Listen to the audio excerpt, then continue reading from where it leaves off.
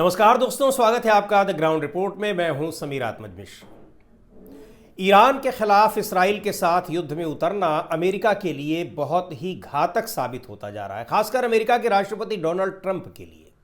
जिस तरीके से गल्फ कंट्रीज में जो तमाम अमेरिकी सैन्य ठिकाने हैं उनको जिस तरह से ईरान ने निशाना बनाया है, करीब 9 सैन्य ठिकाने इस तरीके के बुरी तरह से तबाह हो चुके हैं, नष्ट हो चुके हैं। 19 लगभग ठिकाने हैं अमेरिका के जो अलग अलग देशों में स्थित हैं, गल्फ कंट्रीज में यानी खाड़ी के देशों में।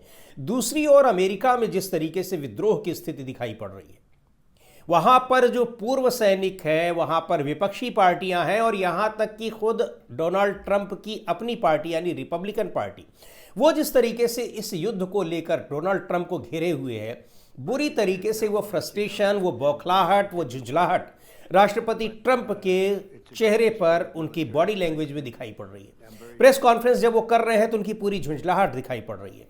जो वहां पर उनके प्रतिनिधि, उनके प्रवक्ता जब प्रेस कॉन्फ्रेंस कर रहे हैं और उसमें जब सवाल पूछा जा रहा है इसको लेकर, उनकी बौखलाहट दिखाई पड़ रही है। सीधे आरोप लगा दे रहे हैं कि आप तो देशद्रोही हैं।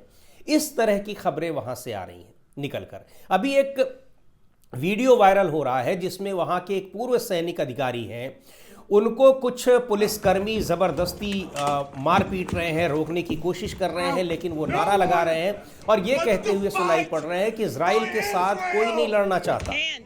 अमेरिका में इजराइल का साथ हम क्यों दे रहे हैं? ईरान के ऊपर जब उसने हमला किया हुआ है तो अमेरिका क्यों अपने को उस हमले में कुदाया हुआ है? इसको लेकर सवाल उठ रहे हैं कि आखिर ये किस वजह से अमेरिका इस लड़ाई में कूदा हुआ है। यहां तक कि ये भी बातें हो रही हैं, वहां के जो जनरल हैं, अभी 2 दिन पहले ही उन्होंने कहा था कि अमेरिका को बहुत नुकसान हो रहा है, अमेरिका इस लड़ाई में कूदना नहीं चाहता था, अमेरिका इस्राइल के दबाव में कूदा है। हालांकि बाद में उनको अपना बयान बदलना पड़ गया और अब ये अमेरिका की ओर से, खुद ट्रंप की ओर से कहा जा रहा है कि ईरान के हमले की आशंका थी। लेकिन सवाल उठ रहा है कि आखिर ईरान के हमले की आशंका कब थी? अमेरिका के ऊपर तो उसने कोई हमला नहीं किया। हाँ, पिछले साल जून में जब 12 दिन की इस्राइल के साथ लड़ाई हो रही थी और जब अमेरिका इस लड़ाई में कूदा, उसने ईरान के परमाणु ठिकानों पर हमला करने का दावा किया भी। हालांकि कोई बहुत नुकसान नहीं हो पाया, उसको ईरान ने उसको एक न्यूट्रलाइज कर दिया। लेकिन तभी उसने अमेरिकी बेसों पर जो सैन्य ठिकाने हैं उन पर हमला किया था, उसके पहले नहीं। और जब युद्ध रुक गया, खुद अमेरिका और इस्राइल ने युद्ध रोक दिया, फिर ईरान का कोई भी हमला नहीं हुआ है। ऐसी स्थिति में इस्राइल की ही भाषा बोल रहे हैं ट्रंप कि ईरान के हमले की आशंका थी, लेकिन वो कहीं से भी जस्टिफाई होती दिखाई नहीं पड़ रही है और अमेरिका के लोग तो कतई उस बात को स्वीकार नहीं कर रहे हैं। तो बहुत बुरी स्थिति में, विकट स्थिति में इस समय डोनाल्ड ट्रंप वहां पर दिखाई पड़ रहे हैं। और ये झुंझलाहट, बौखलाहट न केवल ट्रंप की बॉडी लैंग्वेज में, उनके तमाम जो अधिकारी हैं उनकी बॉडी लैंग्वेज में, पत्रकारों के साथ बातचीत में दिखाई पड़ रही है, बल्कि जिस तरह की एक्टिविटीज हो रही हैं उनमें भी दिखाई पड़ रही है। अब हिंद महासागर में ईरान का एक समुद्री युद्धपोत जो पिछले महीने भारत के साथ, भारतीय नौसेना के साथ एक ज्वाइंट एक्सरसाइज के लिए आया हुआ था, आइरिस डेना, उसको तबाह कर दिया। उस पर हमला किया अमेरिकी सेना ने। और उसको तबाह कैसे किया? उसको डुबो दिया, समुद्र में डुबो दिया। वो वापस में, दरअसल वो आइरिस डेना जो है वो यहां पर ज्वाइंट एक्सरसाइज में भाग लेकर वापस जा रहा था। अभी 19 फरवरी को यहां पर था। उस ज्वाइंट एक्सरसाइज में हमारे देश की राष्ट्रपति द्रौपदी मुर्मू जी भी मौजूद थी। वहां से भाग लेने के बाद अब ये वापस जा रहा था, ईरान जा रहा था, ईरान की समुद्री सीमा में जा रहा था। लेकिन जैसे ही वो श्रीलंका के पास पहुंचता है तो उस अंतर्राष्ट्रीय जल क्षेत्र हालांकि वो है, लेकिन वहां पर उसको टॉर्पीडो के जरिए, टॉर्पीडो की मदद से, टॉर्पीडो होता है जो युद्धपोतों को समुद्र में डुबा देता है, उस टॉर्पीडो से उसने समुद्र में उसको डुबा दिया।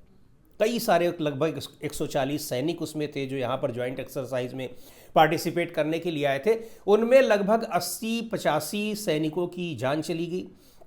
जब ये डुबोया जा रहा था तो श्रीलंका की नेवी ने देखा, तो श्रीलंका की नेवी वहाँ पर कूद पड़ी और उसने कई सारे, लगभग 30 से ज़्यादा सैनिकों को बचाने का दावा किया है।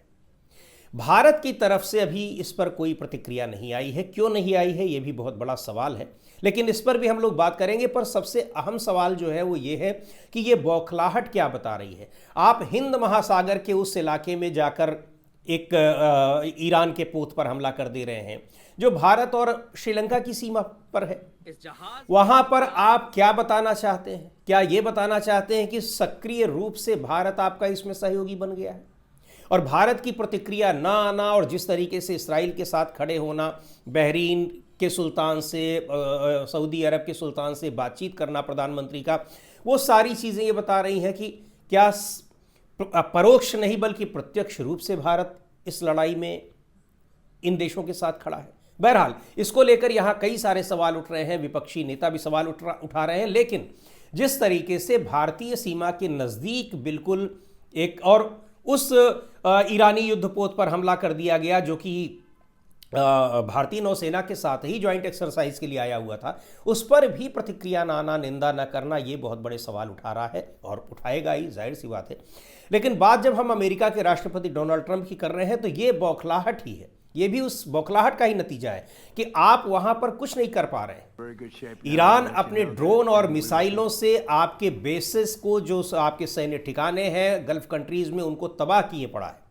इसराइल में जबरदस्त हमला कर रहा है और यही नहीं, अमेरिका को अपने जिस युद्धपोत यूएसएस अब्राहम लिंकन पर इतना गर्व था, अभिमान था, उस अब्राहम लिंकन को तो ऐसा लग रहा है कि तबाह कर दिया ईरान ने। मिसाइलों और ड्रोन्स के हमलों से और क्रूज मिसाइलों से उस पर हमले किए गए हैं और ये कहा जा रहा है, पता नहीं है जहां पर जो उसकी लोकेशन थी, जो पोजीशन थी, वहां अब अब्राहम लिंकन नहीं दिखाई पड़ रहा। ईरान का दावा है कि उसको हटा लिया गया है।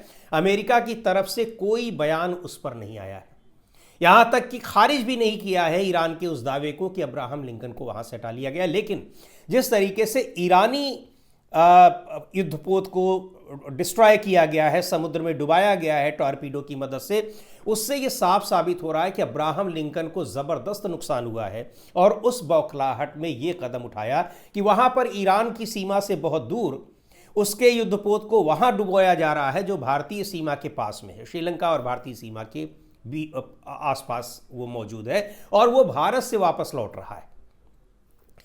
दूसरी ओर जिस तरह से ट्रंप के खिलाफ एक वहां पर जो जनमत का निर्माण हो रहा है, जो आम जनता अमेरिका की दिखाई पड़ रही है, पूर्व सैनिक दिखाई पड़ रहे हैं, उससे यह साबित होता है कि इस युद्ध में ट्रंप ने अपनी किसी मजबूरी की वजह से इसराइल के साथ ईरान के खिलाफ युद्ध में लगा दिया है। क्योंकि अमेरिका का इस युद्ध में कूदना उसकी सिर्फ और सिर्फ दादागिरी को बयां करता है कि आप जिसको मन होगा उस पर आप हमला कर देंगे, जिसको मन होगा उसको आप किसी अपनी शर्तों पर शर्तें मानने के लिए बाध्य कर देंगे। तो आखिर ऐसा क्यों होगा? लेकिन अब ऐसा लग रहा है कि ईरान ने उसको ज़बरदस्त सबक सिखाया है।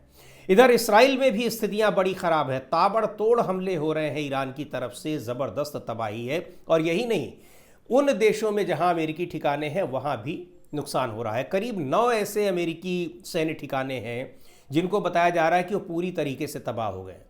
आपको पता ही है कि तमाम दूतावासों को बंद कर दिया गया है गल्फ कंट्रीज़ के देशों में जहां अमेरिकी सैन्य ठिकाने हैं। इसके अलावा एडवाइजरी जारी की गई है कि वहां पर लोग बाहर ना निकलें। और सबसे बड़ी बात यह है, अमेरिका में जो नाराज़गी की और एक बहुत बड़ी वजह है, ईरान का दावा है कि उसने 500 से ज़्यादा, लगभग 600-650 अमेरिकी सैनिकों को मारने का दावा कर रहा है। हालांकि कई सैनिकों के मारे जाने की पुष्टि अमेरिकी सेना ने भी की है, लेकिन उसने इस दावे को खारिज किया है। पर यह ज़रूर है कि बड़ी संख्या में अमेरिकी सैनिकों की जान गई है इन हमलों में, और क्यों नहीं जाएगी। उन जो सैनिक बेस हैं वहाँ अमेरिकी सैनिक ही हैं, उन ठिकानों को टारगेट किया गया है, पूरी तरीके से नष्ट किया गया है। अब्राहम लिंकन पर भी हमला किया गया है। तो ये इन जहाँ पर जो सीधे सीधे अमेरिकी सैन्य ठिकाने हैं, अगर वहाँ हमले हो रहे हैं तो ऐसा तो है नहीं कि वहाँ सैनिकों की जान नहीं जाएगी। कुवैत पर 8 सैनिकों की मौत की बात स्वीकार भी की है। तो ये जो स्थितियां दिखाई पड़ रही हैं, सैनिकों की मौत होना और इतनी बड़ी संख्या में मौत होना, इसको लेकर भी अमेरिका में ज़बरदस्त नाराज़गी है। और अब ये दबाव बन रहा है डोनाल्ड ट्रंप के ऊपर कि वो इस युद्ध को अब किसी भी तरीके से रोकें। ये दबाव उन पर बन रहा है खाड़ी के देशों की ओर से भी और अमेरिका के आम लोगों की ओर से भी, वहाँ की जो राजनीतिक दल हैं उनकी ओर से भी, क्योंकि अमेरिका ने इस युद्ध में ज़बरदस्ती घुसाया है। हाँ, इसराइल की ओर से ज़रूर इस युद्ध को अभी छेड़े रहने का दबाव है और यह कहा जा रहा है कि जब तक हम वहाँ अपना मकसद हासिल कर नहीं लेंगे, मकसद हासिल होता दिखाई नहीं पड़ रहा है। मकसद ये है कि वहाँ ईरान में नेतृत्व परिवर्तन कर अपने हिसाब के किसी व्यक्ति को वहाँ पर राष्ट्रपति बना दिया जाएगा, उसके हाथ में सत्ता दे दी जाएगी, लेकिन ये भी संभव नहीं दिखाई पड़ रहा है। और दूसरी ओर ईरान अब इस युद्ध को और लंबा खींचने के मूड में दिखाई पड़ रहा है। इसलिए दिखाई पड़ रहा है क्योंकि उसको पता है कि जैसे जैसे यहाँ पर मध्य पूर्व के देशों में, चूंकि सारे रास्ते बंद हैं, हॉर्मुज स्ट्रेट को बंद कर दिया है ईरान ने। दूसरी बात यह भी है कि वहाँ लगातार जब हमले हो रहे हैं तो तमाम एक्टिविटीज़, चाहे वो कॉमर्शियल एक्टिविटीज़ हों, चाहे पॉलिटिकल एक्टिविटीज़ हों, बाकी एक्टिविटीज़ हैं, वो सारी की सारी ठप पड़ी हैं। खाड़ी के देशों की जो मुख्य स्रोत है या तो टूरिज़्म है, कह लीजिए, कई देशों ने अपने को टूरिज़्म के हिसाब से भी विकसित किया है, और बाकी ऑयल है, तेल है। तेल की तमाम बड़ी रिफाइनरीज पर ज़बरदस्त हमला किया है ईरान ने। अरामको पूरी तरीके से बंद हो गई वहाँ पर और बहुत सारा उसको नुकसान हुआ है। तो ये सारी चीज़ें ये बता रही हैं कि जितना लंबा ईरान इस युद्ध को खींचेगा उतना ही ज़्यादा नुकसान इन देशों का होगा और इन देशों का दबाव पड़ेगा अमेरिका पर कि युद्ध को रोक दें। यानी ईरान ने जो कहा है कि युद्ध आपने शुरू किया है और ख़त्म हम करेंगे, तो ऐसा लग रहा है कि अब उसकी ही शर्तों पर यह युद्ध ख़त्म होगा। और जहाँ तक मकसद में कामयाब होने की बात है कि अमेरिका और इसराइल अपने मकसद में कामयाब होंगे, वो कहीं दूर दूर तक होता दिखाई नहीं पड़ रहा है। बाकी अब होता क्या है इस पर देखते रहेंगे, लेकिन स्थितियाँ सबसे ज़्यादा अगर ख़राब दिख रही हैं तो अमेरिका के लिए दिख रही हैं और अमेरिका के राष्ट्रपति डोनाल्ड ट्रंप के लिए दिख रही हैं। आज के वीडियो में इतना ही। अगले वीडियो में फिर मिलेंगे एक नए विषय के साथ, एक नए मुद्दे के साथ। द ग्राउंड रिपोर्ट के यूट्यूब चैनल को आपने अब तक सब्सक्राइब न किया हो तो ज़रूर कर लें। हमारे वीडियोस को लाइक करें, शेयर करें और अपने सुझाव भी हमें ज़रूर भेजें।